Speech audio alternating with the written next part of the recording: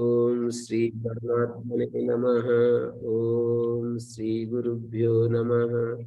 ओम मातृशक्तये नमः। ओम असतो मा सद्गमय तमसो मा ज्योतिर्गमय मृत्योर्मामृतंगमय। ओम शांति शांति शांति। उपनिषद कक्षा 303 बृहदारण्यक की 28वीं कक्षा दूसरे अध्याय का चतुर्थ ब्राह्मण आरंभ होने जा रहा है।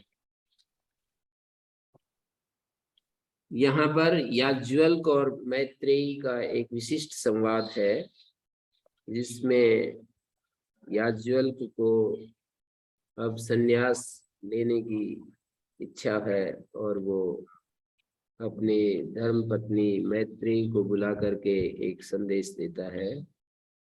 मैत्रेयी इति होवाच, उनकी दो पत्नी है, एक मैत्रेयी और दूसरा कात्यायनी। तो वो बोलते हैं, मैत्रेयी इति होवाच याज्ञवल्क्यः। याज्ञवल्क्य बोले, ए मैत्रेयी, उद्यास्यन् वारे वै अरे अहम अस्मात् स्थानाद् अस्मि। इस आश्रम से मैं ऊपर उठने के लिए तैयार हूँ। उद्यास्यन् माने अभी मैं यहाँ से संन्यास आश्रम में प्रवेश करने जा रहा हूँ। हंत ते अनया कात्यायन्या, तो मैं ये चाहता हूँ कि कात्यायनी के साथ तुम्हारा जो है सारी संपत्ति का बंटवारा कर दो। मैं अपने इस दायित्व से मुक्त होकर के और आगे बढ़ना चाहता हूँ। ऐसे उन्होंने प्रस्ताव रखा मैत्रेयी के सामने। तो यहाँ पर लिखा है कि मैत्रेयी को जब ये पता चला तो मैत्रेयी तो कुछ नहीं बोली, लेकिन नहीं, कात्यायनी को पता चला तो कात्यायनी तो कुछ नहीं बोली। मैत्रेयी जो है उसने प्रश्न उठा दिया। सा होवाच मैत्रेयी, मैत्रेयी बोली, यन्नु मैं इयं भगो सर्वा पृथ्वी वित्तेन पूर्णा स्यात् कथम तेन अमृता स्यामिति। भगवान, मैं ये जानना चाहती हूँ कि ये सारी धरती सर्वा पृथ्वी वित्तेन पूर्णा स्यात्, ये सारी धरती धन से परिपूर्ण मुझे मिल जाए, कथम तेन अमृता स्यामिति, तो किस तरह से, क्या मैं उससे अमर हो जाऊंगी? क्या ये संभव है कि मैं उस धन को पा करके सागर परिरक्षित जो ये पृथ्वी है, धनेन पूर्णा स्यात्, कथनचन आक्षेप के लिए है या प्रश्न के लिए है, क्या कैसे मैं उस धन को पाकर अमर हो सकती हूँ? नेति होवाच याज्ञवल्क्यो, याज्ञवल्क्य ने कहा कि नहीं नहीं नहीं, आप उसकी कल्पना छोड़ दीजिए। यथैव उपकरणवतां जीवितम तथैव ते जीवितम स्यात् अमृतत्वस्य तु नाशास्ति वित्तेन। जैसे साधन संपन्न लोगों का जीवन होता है, वैसे तुम्हारा जीवन हो जाएगा। अमृतत्व की आशा धन से मत करो। साधन संपन्न लोगों का जीवन कैसा होता है, तो हम देखते हैं कि साधन संपन्न लोगों के पास महंगी गाड़ियां होती हैं। आजकल के यदि भाषा में विचार करें, हजारों हजारों करोड़ के घर होते हैं, उनका बड़ा फार्म हाउस होता है और हरियाली होती है, पेड़ पौधे लगे हुए होते हैं और वहाँ पर बहुत सारे काम करने वाले होते हैं, नौकर चाकर होते हैं, गायें होती हैं, घोड़े होते हैं। इस तरह से वहाँ सब सुविधाएं होती हैं। बड़े बड़े वहाँ पर बड़े बड़े सोने चांदी के पात्र होते हैं और जो वस्तु जरूरत होती है उससे आगे से आगे सब चीजें उपलब्ध हो जाती है। तो साधन संपन्न लोगों के ऐसी व्यवस्था है, ऐसा जीवन होता है, तुम्हारा भी वैसा हो जाएगा। ऐसा याज्ञवल्क्य ने कहा। तुम धन यदि तुम्हारे पास खूब सारा होगा तो तुम उससे सुख सुविधाओं को प्राप्त कर सकोगी। सुख सुविधाएं धन से प्राप्त होती है, वो मिल जाएंगी, पर अमृतत्व से तु नाश अस्ति वित्तेन, धन के द्वारा अमृतत्व को नहीं पाया जा सकता। अमृतत्व को पाने के लिए ज्ञान वैराग्य चाहिए। यानी संसार की तमाम वस्तुओं से अपना मन हटना चाहिए। मतलब उसमें शरीर भी आ गया, शरीर का मोह भी छोड़ना पड़ेगा। तुम्हें कोई गाली देगा, अपमान करेगा, तो वैसा ही लगना चाहिए जैसे कोई सम्मान कर रहा हो, और उस समय तुम्हारी मन स्थिति होती है। तुम्हारा धन, तुम्हारे पास जो वस्तुएं होती है वो तुम्हारे पास से चली जाए तो भी तुम्हारा मन वैसा ही रहना चाहिए। जब तुम्हारे पास बाहर से चीजें आने लगती हैं तो उस समय तुम्हारी जैसी मनस्थिति होती है। तुम्हें कभी कभी लाभ होता है, कभी हानि होती है जीवन में, तो हानि के समय भी वैसी स्थिति मन की रहनी चाहिए जैसी लाभ के समय। मान अपमान में भी यही है, सुख दुख में भी ऐसा ही है। जब जब तुम्हें दुख आने लगे, कष्ट आने लगे किसी कारण से, तो वैसी स्थिति रहनी चाहिए जैसे सुख के समय मन की स्थिति होती है। ऐसा वैराग्य होना चाहिए संसार के पदार्थों में, विषयों में।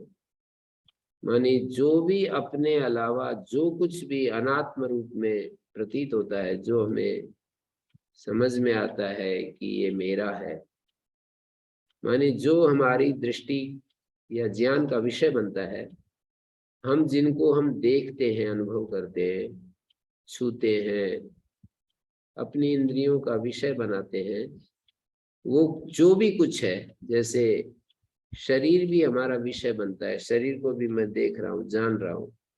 जानने वाले के अलावा जिस जिस चीज को भी वो जान रहा है उस सब में मन हट जाना चाहिए। इसको कहते हैं वैराग्य। और ज्ञान का मतलब जिस आत्मा की बात शास्त्र करते हैं उस आत्मा में अवस्थिति चाहिए। आत्मा में स्थिति का नाम ज्ञान है और अनात्मा से मुक्ति का नाम वैराग्य है। हम अनात्मा से जो मुक्ति की बात है, वो ज्ञान ही हमको ये सामने रखता है कि ये आत्मा है, ये अनात्मा है। माने ये जानने वाला है, ये जे पदार्थ है, ये जानने में जो चीजें आ रही है उसको हम कहते हैं जे। ये देखने वाला है, ये दिखने वाली है, ये हमारा ज्ञान ही हमारे सामने रखता है। मानी ज्ञान चीजों को दो भागों में बांट करके देखेगा। एक जो चीज दिखाई देती है उस रूप में ज्ञान हमको प्रकाशित करता है हमारे सामने, और एक ज्ञाता के रूप में। ज्ञाता और ज्ञेय, दृष्टा और दृश्य, ये ज्ञान ही हमारे को ये दो स्थितियां पैदा करेगा। तो उसको हमें देखना होगा ज्ञान के द्वारा कि जो भी अनात्म है, जो भी मेरे को अनुभव में आ रहा है, वो अनुभविता से अलग है, वो अनुभव करने वाले से अलग है। जैसे मैं मकान को देखता हूं तो ये मकान और मैं एक नहीं हो सकते कभी भी। मकान दिख रहा है, मैं देख रहा हूं, जो यह है वो कभी भी मैं नहीं हो सकता। जिसको मैं यह शब्द से कहता हूं, इदम शब्द से जिसका मैं संकेत करता हूं, वो अहम पद से नहीं कहा जा सकता। आप ये कहोगे कि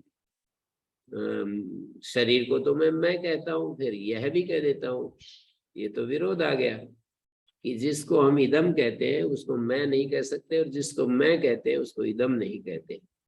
ये तो विरोध आ गया। तो कहेंगे विरोध कुछ नहीं है। जिसको मैं, शरीर को मैं कह रहा हूं, ये तो मेरी भ्रांत दृष्टि के कारण से, अध्यास के कारण से ऐसा मैं बोल रहा हूं। वास्तव में इसका भी निराश अपेक्षित है। इस भ्रांत दृष्टि से भी बाहर होने की जरूरत है। जब अपने इस भ्रांति से हम अलग हो जाते हैं, अर्थात जो ये शरीर दिख रहा है, यहाँ पर भी अन्वेषण करते करते, विभाग करते करते जब हम इसका भी अतिक्रमण कर जाते हैं, अर्थात ये शरीर भी जब हमारे को दिखने के रूप में, ये शरीर भी जब हमें दिखने के रूप में प्रतीत होता है, तो इसको देखने वाला अपने आप को इससे अलग ज्ञान के द्वारा महसूस करता है कि ये जो मैं देख रहा हूं ये एक अलग पदार्थ है। देखने वाला इसको निश्चय हो जाता है कि ये अलग पदार्थ है और दिखने वाली चीज जो भी है वो देखने वाले से भिन्न ही है, एक हो नहीं सकती है, किसी भी उपाय से नहीं हो सकती। मैं और मैं से भिन्न दूसरी जो भी चीज है वो मैं का हिस्सा हो ही नहीं सकती। भाष्यकार आचार्य भगवत्पाद आचार्य शंकर ने पहली पंक्ति ये कहकर के शुरू की है। वहां पर शांकर भाष्य करते, माने वेदांत सूत्रों पर भाष्य लिखते समय उन्होंने एक बात लिखी है कि युष्मत् प्रतीति और अस्मत् प्रतीति, इसको अंधकार और प्रकाश की तरह इनका विरोध है। मानी जैसे प्रकाश और अंधेरा एक जगह ठहरते नहीं है, ऐसे ही ये जो मैं बोध है और जो यह बोध है इनके विषय में भी समझना चाहिए। युष्मद अस्मद प्रत्यय गोचरयो विषय विषयिणो, युष्मद प्रतीति का विषय, जो विषय युष्मद और अस्मद प्रतीति के विषय कौन होते हैं, तो कहते हैं विषय और विषयी। एक विषय होता है, एक विषयी होता है। युष्मद प्रतीति का जो विषय वो विषय बनता है, अस्मद प्रतीति का जो विषय होता है वो विषयी होता है। जैसे मैं किसी वृक्ष को देखता हूं तो देखने वाला विषयी है और दिखने वाला जो वृक्ष है वो विषय। तो युष्मद प्रत्यय गोचरयो, युष्मद प्रतीति का जो विषय बन रहा है, युष्मद प्रत्यय मानी प्रतीति और गोचर मानी विषय, युष्मद प्रतीति का विषय और अस्मत् प्रतीति का विषय, अस्मत् प्रतीति का विषय होता है विषयी, अस्मद इस प्रतीति का विषय होता है विषयी, और युष्मद मानी अस्मत् से भिन्न जो भी है वो, उसको हम युष्मत कैटेगरी में डाल रहे हैं, वह को भी युष्मत ही कैटेगरी में डालेंगे। मैं और तुम का मतलब जो भी कुछ मैं से भिन्न है, अलग है, वो सारा का सारा तुम शब्द से कहा जाएगा। मानी वह का मतलब जो हमारे सामने नहीं है वो भी एक अर्थ में तुम के ही सीमा में आएगा। तो विषय और विषयी तमः प्रकाशवद विरुद्ध स्वभाव, अंधकार और प्रकाश की तरह ये अलग अलग है। इतरेतर भाव अनुपत्तौ, यद्यपि इन दोनों का एक जगह इकट्ठा होना मुश्किल है, प्रकाश और अंधकार का। सिद्धायाम अनुपत्तो सिद्धायाम, अनुपत्ति सिद्ध है, तद धर्माणाम विशुद्धाम इतरेतर भाव अनुपत्ति, और जो इनके धर्म है, विषय के धर्म और विषय के कुछ धर्म होते हैं अलग अलग, वो भी अपने आप ही इतरेतर भाव अनुपन्न है। अस्मत् प्रत्यय गोचरे विषयिणी चिदात्मके, अस्मत् प्रत्यय गोचर जो चिदात्मक, जो ये अस्मत् प्रतीति का विषय जो विषयी है, चिदात्मक माने जो सच्चिदानंद स्वरूप है, चेतन स्वरूप, चिदात्मके का अभिप्राय होगा चेतन स्वरूपे, युष्मत् प्रत्यय गोचर से विषय से, युष्मत् प्रतीति का विषय जो विषय से तद धर्माणाम च अध्यासा, उसके धर्मों का जो अध्यास है, तद विपर्येण विषयिणा तद धर्माणाम च विषय अध्यासो मिथ्येति भवितुम युक्तम। उन युष्मत् प्रतीति का विषय और उन धर्मों का अध्यास मानी उनमें आरोप, एक दूसरे में एक दूसरे का मेल, तद विपरीत, और इससे विपरीत विषयी और विषयी के धर्म, माने विषय और विषय के धर्म, विषयी और विषयी के धर्म, इनका विषय में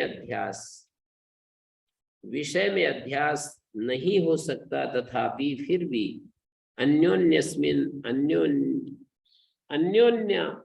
अन्योन्यात्मकृत अन्योन्यात्मकताम अन्योन्य धर्माश्च अध्यस्य इतरेतर अविवेकेन, फिर भी अन्योन्यस्मिन मानी विषय में विषयी और विषयी में विषय, इनकी अन्योन्यात्मकता को अन्योन्य धर्माश्च और अन्योन्य के जो धर्म है उनको अध्यास करके इतरेतर अविवेकेन, एक दूसरे के अविवेक के चलते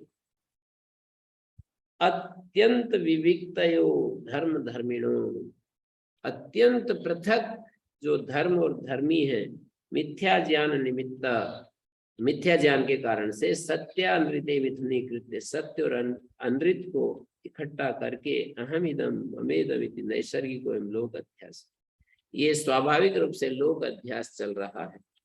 तो ऐसा यहाँ पर मैं कहना चाह रहा हूँ, योग दर्शन में भी जिसको हम अस्मिता क्लेश कहते हैं, दृक् दर्शन शक्ति एकात्मतैव अस्मिता, वही है ये अध्यास। दृक् शक्ति और दर्शन शक्ति की जो एकात्मता है, उसकी एक रूपता है, उसी को अस्मिता क्लेश के रूप में जानते हैं, पहचानते हैं। माने जो देखने वाली बुद्धि, दर्शन शक्ति जिसके द्वारा हम देखते हैं, और देखने वाला जो आत्मा साधन और उस साधन का प्रयोग करता है, आत्मा। फिर ये कहा जो चीज बुद्धि में आती है, माने साधन, साध्य और साधक, वो तीनों एक रूप हो जाते हैं। देखने वाला, देखने का साधन, दिखने वाली, वो तीनों चीजें एक हो जाती हैं, और उसके चलते हम अपने आप को उन वस्तुओं के बढ़ने से, जिसको हमने अपना स्वरूप समझ लिया, अपने आप को बढ़ता हुआ मानते हैं, उनके घटने से। व्यास भाष्य की बड़ी तेजस्वी पंक्तियां हैं, वहां पंचशिख आचार्य के नाम से यथाचोक्तम कह करके, तथाचोक्तम कह करके दी हैं। चेतनम अचेतनम व सत्वम तद संपदम अनुनंदति आत्म संपदम मनमाना, तद व्यापदम अनुशोचति आत्म व्यापदम मनमाना स सर्वो प्रतिबुद्ध। चेतन अचेतन जो पदार्थ है, व्यक्त अव्यक्त पदार्थ, व्यक्तम अव्यक्तम व सत्वम, व्यक्त और अव्यक्त जो चीजें हैं, उनको तत्संपदम अनुनंदति आत्मा, उसकी जब वृद्धि होती है तो अपनी ही वृद्धि मानता है व्यक्ति, और वो घटती हैं तो अपना ही घटना मानता है व्यक्ति। सर्वो प्रतिबुद्ध, ये सभी अज्ञानी है। तो ऐसे जब तक ये स्थिति हमारी नहीं आती, अमृतत्व की तरफ मुंह करना ऐसा ही है जैसे कि कोई व्यक्ति दिल्ली की तरफ जाना चाहता है और मुंह बना लिया उसने जयपुर की तरफ जाने का, मतलब जयपुर की तरफ चल रहा है और दिल्ली पहुंचना चाहता है। तो अमृतत्व की आशा कर रहा है, और धन के द्वारा वो अच्छे विद्यालय बना लेता है, अच्छे बड़े बड़े विद्वानों को उपदेश भी करवा देता है, और बड़े बड़े ये सब काम करते हुए भी उसको अमृतत्व तो नहीं मिलेगा। हाँ, धर्म संचय तो हो जाएगा। किसी के अंदर यदि ये भाव है कि मैं जनता को, संसार को सुख दूं, तो अपनी उस उत्तम भावना के कारण से उसका धर्म संचय तो हो जाएगा। दूसरों को मैं सुखी करना चाहता हूँ, संसार को सुख बांटना चाहता हूँ, तो वो यदि पैसा कमा करके और धर्मशालाएं बनाए, अन्न क्षेत्र चलाए, गरीबों का सहयोग करे, औषध दवा आदि बांटे, निर्धन बच्चों को पढ़ाए, इन सब कामों के करने से उसका धर्म संचय तो होगा। उसको अगले जन्म में और ज्यादा और सामर्थ्य मिलेगा, और अधिक उसके पास परिस्थितियां अनुकूल होंगी, उसको अच्छे लोग मिलेंगे, उसकी बुद्धि सही काम करेगी, और वो जो निर्णय लेगा वो निर्णय जो है उसको वृद्धि की तरफ ले जाएंगे। जैसे एक आदमी निर्णय लेता है और जहां भी हाथ डालता है उसको हानि ही हाथ मिलती है। इसमें प्रारब्ध भी बहुत काम करता रहता है। एक आदमी जहां भी हाथ डालता है उसकी उन्नति होती चली जाती है, उसकी बुद्धि सही समय पर सही निर्णय लेती रहती है। तो जब हम बहुत ज्यादा लोगों को सुख देते हैं तो हमारी बुद्धि सही निर्णय के क्षमता में आ जाती है, सही निर्णय, सही समय, सही निर्णय, और इसके कारण से हमें ऐश्वर्य मिलता है, नौकर चाकर मिलते हैं।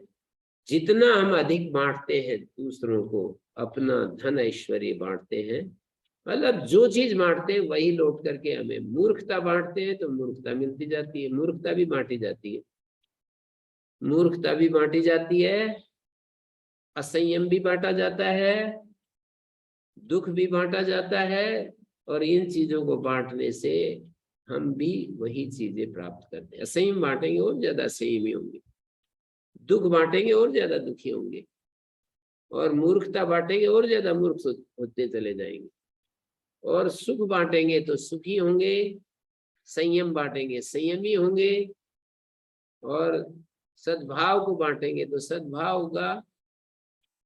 तो धर्म की साधना में हम जो देते हैं वही हमें मिलता रहता है। देना बीज बोने जैसा होता है। जैसे हम किसी खेत में जाकर के बिजाई करते हैं तो देना बीज बोने जैसा है। तो हम बीज बोते हैं आम के तो आम के फल मिलते हैं, बीज बोते हैं नीम के तो नीम के फल, बीज बोते हैं आक धतूरा तो आक धतूरे का फल मिलेगा। तो देना हमारे को बीज बोने जैसा है, और हम जो देते हैं वही हमें वापस मिल जाता है, लौट करके मिल जाता है।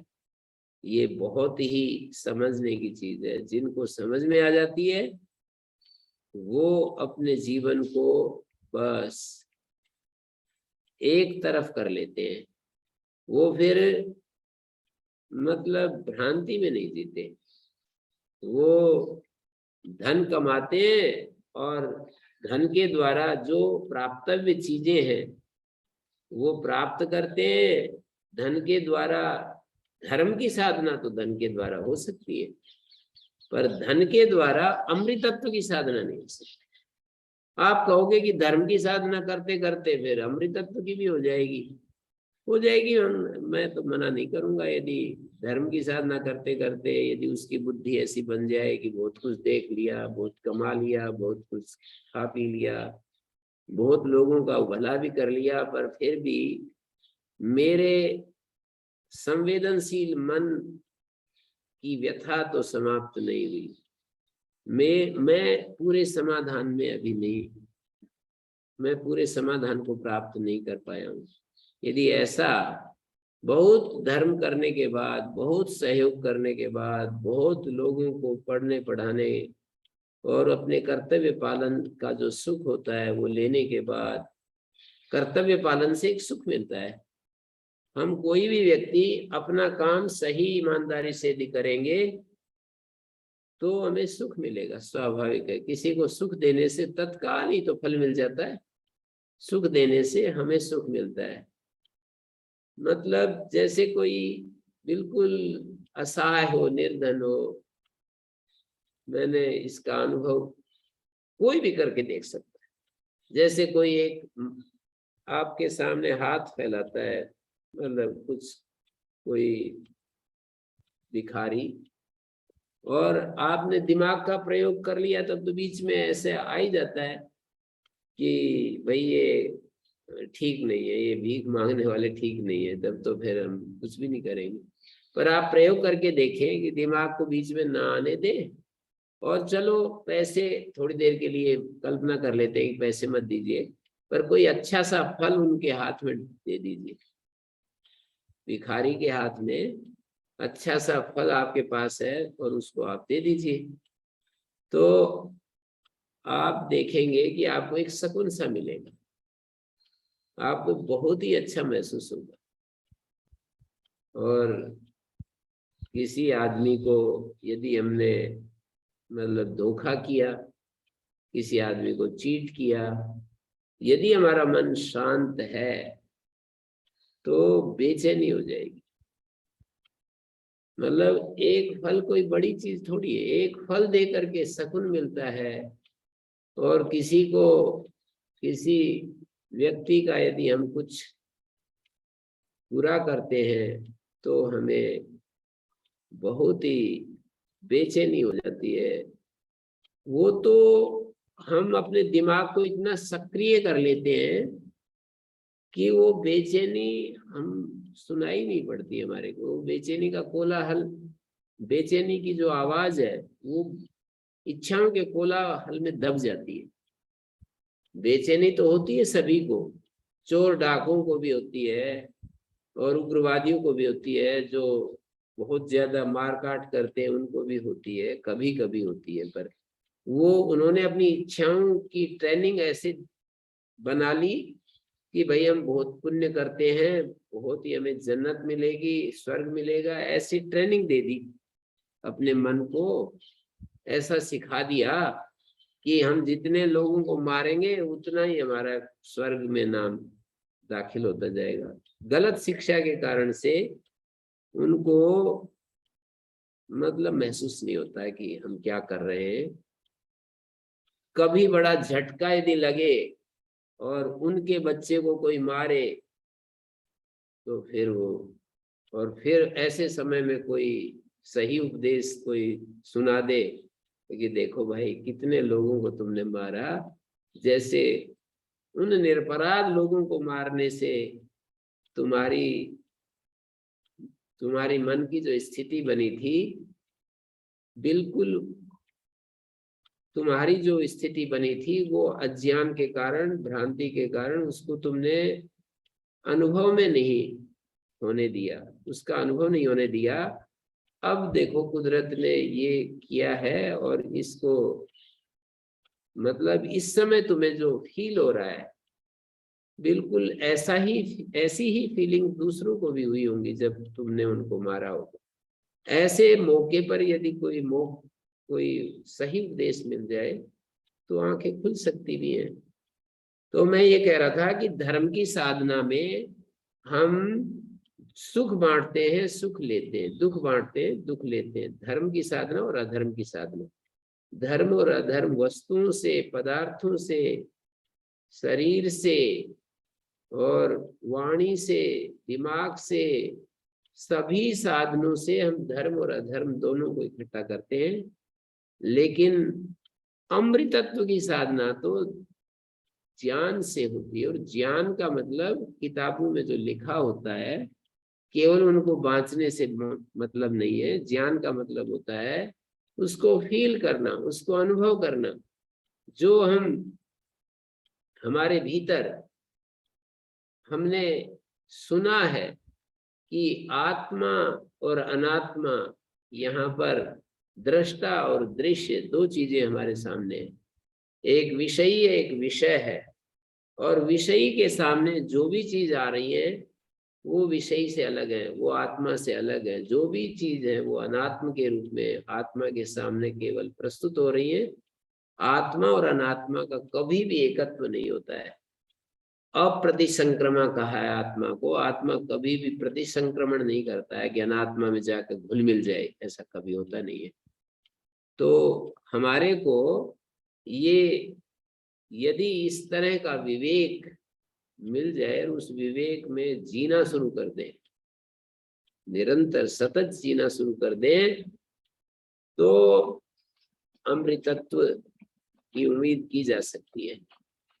यानी या तो हम आत्मज्ञान असंग हो जाए, तमाम चीजों से असंग हो जाए, निष्काम हो जाए, निष्प्रिय हो जाए, निर्द्वंद हो जाए और अचाह हो जाए, अकाम हो जाए, या फिर भक्ति से ऐसे भरे रहे कि अपने प्रभु के सिवाय हमें कुछ दिखाई न दे।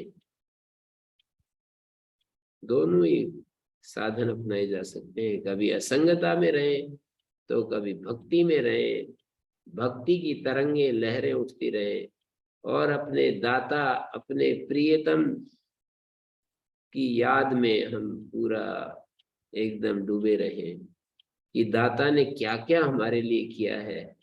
हमारी चीज हमें कोई पकड़ा दे, खो जाए, मान लो गुम हो जाए, कहीं स्टेशन पर छूट जाए और उस बैग में 2-4 करोड़ रुपए पड़े हों, अठीसी में पड़े हों और किसी को मिल जाए और वो उसमें पता भी लिखा हुआ मिल जाए और वो हमारे घर तक पहुंचा दे, हमारी चीज हमको पहुंचाई है, सारी जिंदगी उसको नहीं भूलेंगे हम। पर उस दाता की कृपाएं देखिए कि हमको अनंत काल से ये अमूल्य शरीर एक के बाद एक उसकी व्यवस्था से, उसके विधान के तहत हमें मिलता चला आ रहा है। मतलब ठीक है कि वो कर्मों के तहत वो मिलता है, लेकिन यहाँ पर भी तो मैंने जो उदाहरण दिया उसमें भी तो ऐसी ही कुछ स्थिति बनी कि भाई उसको वो वस्तु मिली और उसने हमारे तक पहुंचा दी। तो हम कितने कृतज्ञ होते हैं, पर हमें कितना अमूल्य शरीर मिलता है, ब्रेन मिलता है, एक 100 अरब सेल, किसी ने बताया मुझे, हमारे मस्तक में 100 अरब सेल होते हैं और एक सेल की पावर, ताकत, एक सेल की पावर 60 कंप्यूटर जितनी होती है। एक सेल की कीमत पता नहीं उन्होंने कितना बताया था, मुझे कुछ जितना याद आ रहा है उतना मैं बोल रहा हूँ, मतलब कुछ ज्यादा ही है, पर 60 में बोल रहा हूँ। 60 कंप्यूटर, एक सेल की कीमत, मतलब एक सेल की शक्ति यदि हम लगाएं 60 कंप्यूटर जितनी, और 100 अरब सेल हमारे मस्तिष्क में काम कर रहे हैं। लंग्स हैं, फेफड़े हैं, कैसे वो अपने आप ही, कितनी अद्भुत मशीन भगवान हमें बना बना करके बार बार देता रहता है। किडनी और लीवर, एक बड़ी फैक्ट्री जैसे, छोटा सा शरीर दिखता है पर बहुत बड़ी फैक्ट्रियां भीतर काम कर रही हैं। और रोटी हम इसमें शरीर में डालते हैं और खून में बदल जाती है। देखो कितनी विचित्र घटना है। और हम वाणी से बोलते चले जाते हैं, पढ़ते लिखते हैं, सुनते हैं, हमारी लेखनी लिखती चली जाती है। इतना विचित्र सारा सिस्टम है। तो या तो हम अपने असंगता में रहें, सब चीजों से निर्लिप्त रहें, एकदम निर्द्वंद शांत होकर के जिए, या भाव से भरे रहें, निरंतर उस प्रभु की याद में निरंतर डूबे रहें, उसकी कृपाओं को याद करते रहें, और जिस भाषा में, जो भाषा में आती है उस भाषा में उसका स्मरण करते रहें। जरूरी नहीं कि संस्कृत के शब्द ही होने चाहिए। आपको हिंदी आती है, टूटी फूटी हिंदी आती है, उसी में आपको अंग्रेजी आती है तो अंग्रेजी में, आपको और कोई भाषा आती है तो उसमें, और निरंतर उसमें यदि डूबे रहते हैं भाव में, तो आपका बुद्धि शुद्ध हो जाती है, आपकी इच्छाएं मिटने लगती हैं। और बुद्धि शुद्ध का परिणाम ये होता है कि आपका मन समाहित हो जाता है, समाधिस्थ हो जाता है। ईश्वर प्रणिधान, समाधि सिद्धि ईश्वर प्रणिधान, शय्यासनस्थोत्पथि व्रजन व स्वस्थ परीक्षीण वितर्क जाला। और ऐसी स्थिति आ जाती है कि इस नित्य अमृत का भोग हमें प्राप्त हो जाता है। तो हमको ये समझ लेना चाहिए कि हम चाहते क्या हैं। पहले अपनी चाहत के लिए स्पष्ट हो जाना चाहिए कि जी मैं तो बार बार जन्म लूं और लोगों की सेवा करूं, यदि ये इच्छा है तो ठीक है। आप उसके लिए भी सद्बुद्धि की जरूरत है, उसके लिए भी भावना की जरूरत है, उसके लिए भी मनुष्य को अच्छे रास्ते से धन कमाने की जरूरत है, सही रास्ते से धन कमाने की आवश्यकता है। हम गलत रास्ते से धन कमाएंगे और फिर बांटेंगे तो वो तो कुछ मिलेगा नहीं उससे। हमारे को कुछ मिलने वाला नहीं है। आप कहोगे कि उसमें भी कुछ तो मिलना चाहिए, कुछ नहीं मिलना है उसमें। तो मन अशुद्ध हो जाएगा, अहंकारी बन जाएंगे, और ज्यादा हमारा जीवन जो है अंधकार पूर्ण होता जाएगा। ईमानदारी जो जीवन की है ना, वही हमारे को सही। मैंने पहले भी एक दिन सुनाया था कि हमारे यहाँ गुरुकुल में एक बहुत बड़े तपस्वी साधक रहते हैं। तो उनसे किसी ने पूछा, एक बहन आई थी, तो उनसे पूछा कि कुछ हमें भट्ट जी, कुछ हमारे को, भट्ट जी कहते हैं उनको, हमें कुछ बताइए। तो वो हंस करके कहा कि क्या बताना है, मैं तो कुछ जानता नहीं हूँ। बस एक वाक्य बोलकर चुप हो गए, मुझे ईमानदारी अच्छी लगती है, ईमानदारी अच्छी लगती है, बस इतना वाक्य बोलकर चुप हो गए। तो हम मतलब ईमानदार होकर के यदि हम अपने रास्ते को तय करते हैं, तो हमारा धर्म का मार्ग भी बहुत हमें आगे ले जाएगा। और भाई इसके धर्म के रास्ते पर चलकर फिर यदि हम अवलोकन करेंगे और देखेंगे कि भाई समस्या का समाधान तो अभी भी नहीं हुआ, मेरे पास हजारों करोड़ रुपए हैं, मैं खूब सारा धन भी बांटता हूँ। जिनके पास पैसा ज्यादा हो जाता है ना, फिर वो मतलब वो ये हो जाता है कि वो इस तरह की बातें सोचने के लिए तैयार नहीं होते। फिर वो इतना, क्राइस्ट ने तो बहुत ज्यादा अति में जाकर के एक बात कह दी कि बोले भाई, सुई के मुंह में से, सुई होती है ना एक सुई, ऊंट को तो पार किया जा सकता है, पर कोई धनवान व्यक्ति जो है भगवान की तरफ चल पड़े, ये मुश्किल लगता है। तो ये तो उन्होंने अति में, कई बार अर्थवाद में कई बातें होती हैं, ज्यादा उदाहरण इस तरह के होते हैं, इसलिए उन्होंने ऐसा कह दिया। बाकी तो हमारे वैदिक ऋषि प्रॉस्पेरिटी का, समृद्धि का, भूरिदास भूरिदासी भूरि नो देहि माद ब्रह्म भूरि आभर भूरि घेत इंद्र दित शशि, ऐसे कितनी सारी ऐश्वर्य की प्रार्थनाएं हैं। और बहुत ज्यादा मानी ऐश्वर्य के साथ सद्बुद्धि को भी बनाए रखने के लिए प्रार्थना करनी चाहिए। और हमारे यहाँ तो बार बार कहा है कि मैं धन कमाऊं जिससे उत्तम कर्म कर सकूं, बार बार ये बात आती है। तो धन जो है इतना निंदनीय नहीं है यदि सद्बुद्धि सही हो तो। पर महर्षि दयानंद जैसे तार्किक व्यक्तियों ने भी ना एक बात तो कही डाली, बोले आवश्यकता से ज्यादा जब ऐश्वर्य आता है तो विषयासक्ति, प्रमाद और ये सब चीजें साथ में आ जाती है प्रसाद रूप में। विषयासक्ति, आसक्ति, प्रमाद, अभिमान, ये सब दोष आते हैं और आदमी का सर्वनाश करने के लिए फिर ये सब चीजें तैयार हो जाती। तो ऐसा नहीं है कि इसकी वो नहीं जानते हैं, इसकी खामियों को ज्ञानी लोग नहीं जानते हैं। धन की खामियां भी बहुत ज्यादा है, और धन के द्वारा हमारा जीवन धर्म पूर्वक, सुखस्य मूलम धर्म, चक्रवर्ती सम्राट, चक्रवर्ती साम्राज्य की प्रार्थनाएं मिलती हैं महर्षि दयानंद की। मानी एक तरफ वो फकीर हैं और दूसरी तरफ चक्रवर्ती साम्राज्य की भी बात करते हैं।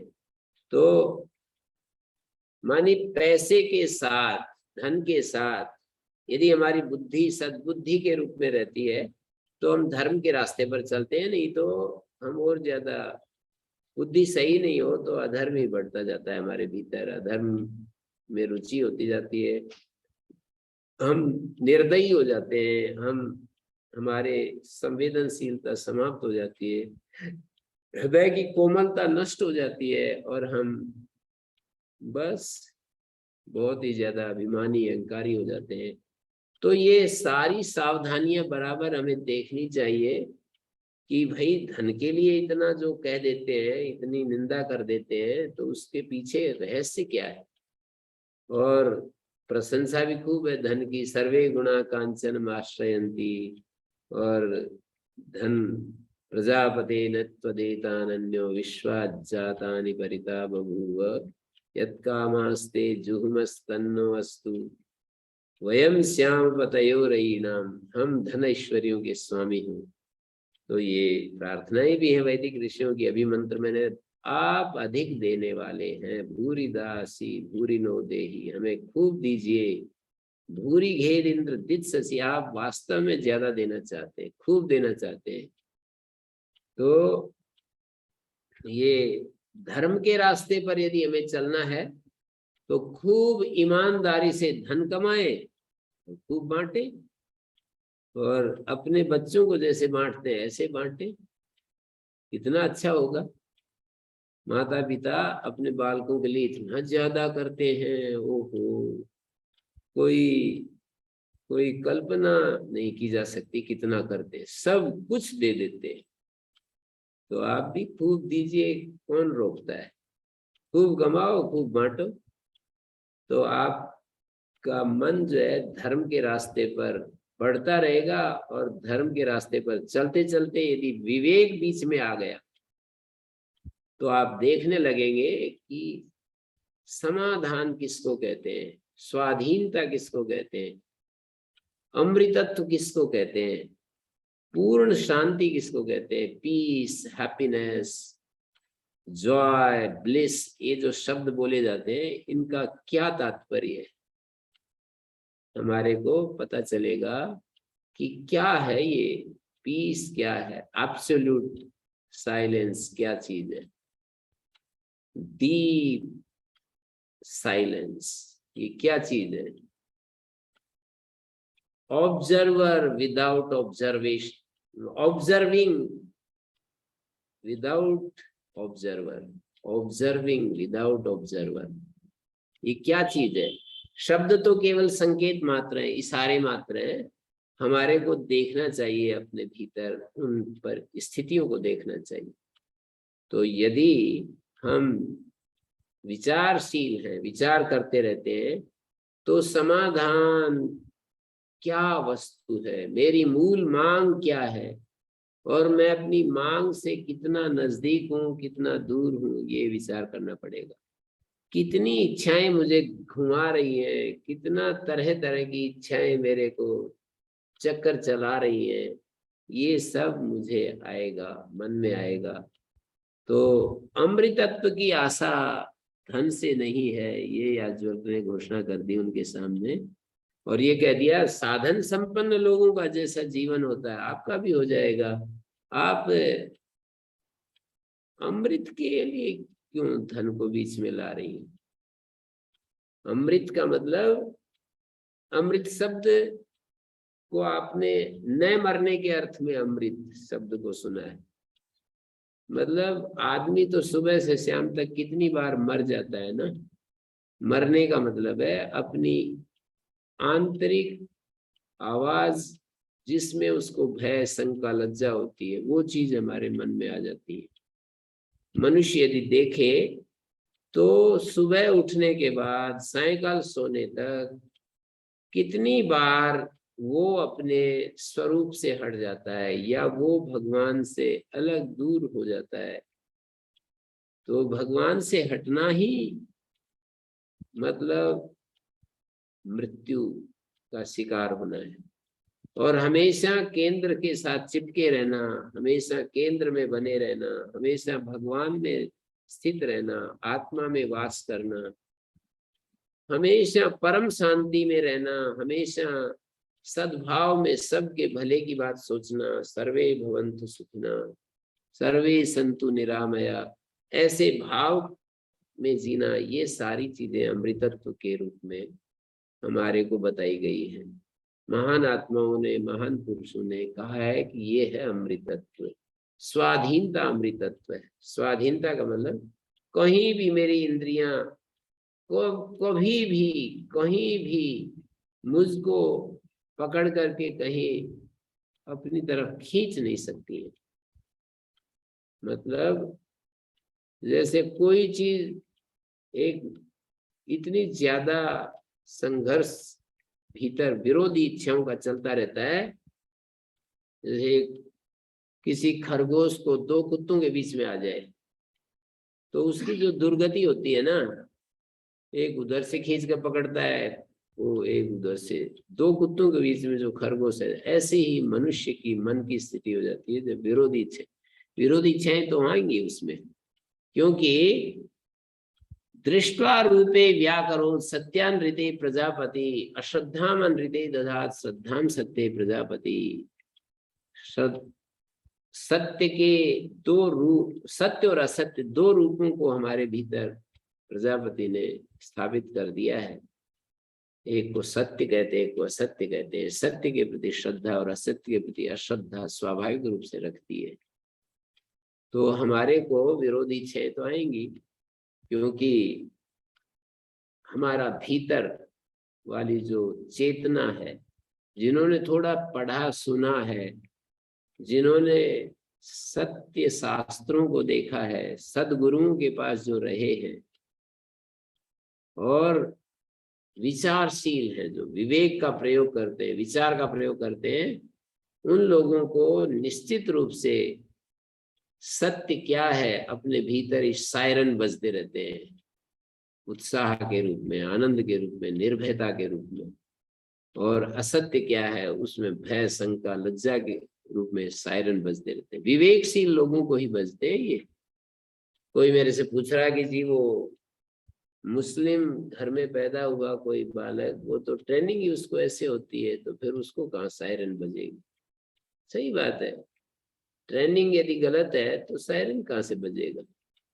वो तो उल्टा सायरन बजेगा, फिर जब मारेगा काटेगा तो फिर। पर मैंने कहा कि ऐसे लोगों में भी कोई ऐसा बीज है जो वो किन्हीं ना किसी के लिए तो अच्छा सोचते ही है। वे लोग भी अपने कम्युनिटी के लिए, अपने लोगों के लिए, जिनको वो अपना कहते हैं, उनके लिए तो अच्छा सोचते ही है।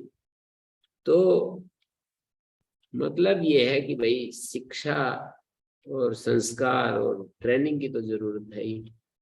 हम वैदिक धर्मी हैं, हम वेद को परम प्रमाण मानते हैं, मनुष्यत्व के बारे में हमें विचार करना चाहिए, मुमुक्षत्व के बारे में विचार करना चाहिए, महापुरुषों का जो संग है उसको देखना चाहिए कि मैं महापुरुषों के संग में रहूं।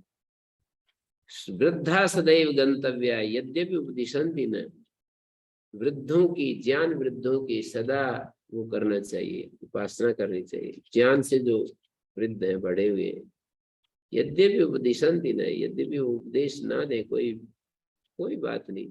या ही स्वैर कथास्तेषाम उपदेशा भवन्ति ताः। उनकी जो स्वैर कथाएं, उनकी जो बस अपने मस्ती में जो बातें करते हैं वही उपदेश हो जाते हैं। तो इसलिए हमें निश्चित रूप से निरंतर मतलब विवेक को बढ़ाना चाहिए, तब जाकर के ये प्रकृति के आकर्षण जो है, इच्छाएं और विरोधी इच्छाएं। हमारे स्वामी जी महाराज ने एक पद्य लिखा, जीवन का समाधान पुस्तक में हमें दिया है कि वह खींचे यह बिलगता चल रही खींचातान। मतलब खींचातान का मतलब होता है कि हमारा कुछ हिस्सा बाहर खींचता है हमको, कुछ हिस्सा हमें भीतर ले जाता है, और इस तरह से हम एक संघर्ष में जीते रहते हैं। तो इस खींचन में जो भीतर कोई एक शांत चेतना है, उसको भी देखना चाहिए, निरंतर देखना चाहिए। तो ये अमृतत्व की दिशा में सुनिश्चित हो जाएगी।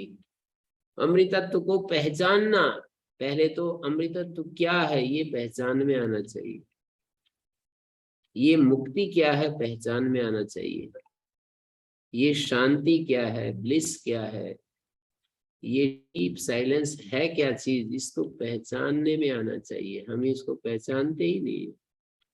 तो जब हम पहचानते नहीं हैं तो हमारी दुर्गति होती रहती है। कभी कभी चीजें हमारे सामने से गुजर जाती हैं, अद्भुत चीजें गुजर जाती हैं, पर हम उपेक्षा कर देते हैं और वो चली जाती है। जैसे कोई हमारे द्वार पर आए और हम द्वार खटखटाए और उसको ना खोले तो वो वापिस चला जाता है।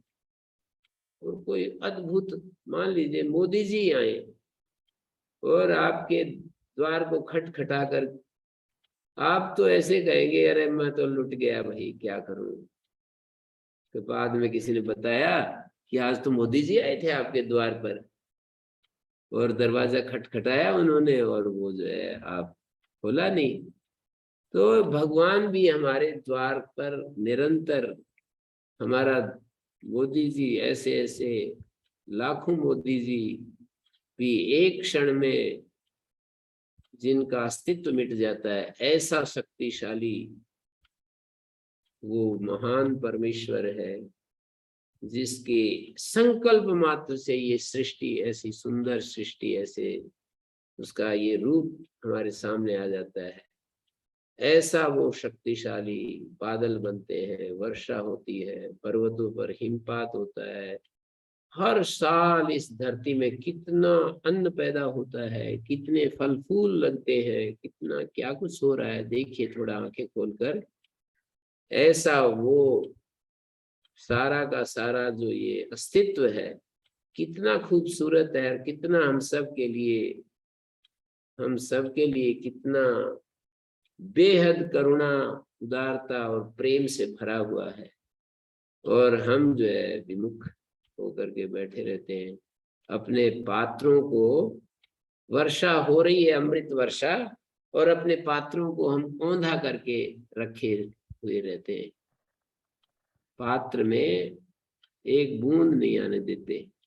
मतलब जब वो बादलों की तरफ पात्र नहीं होगा तो बूंद कहाँ से जाएगी, कितना ही बरसे।